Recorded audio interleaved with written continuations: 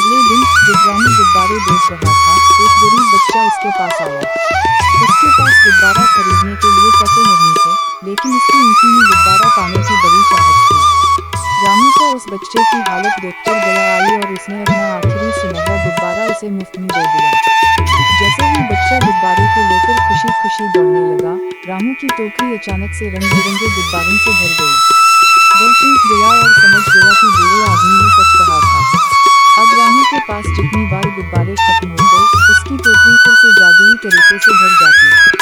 धीरे धीरे रामू का काम बढ़ने लगा और वह दिन के बच्चों को मुफ्त में गुब्बारे बांटने लगा। उसकी दयालुता और उदारता की वजह से वह पूरे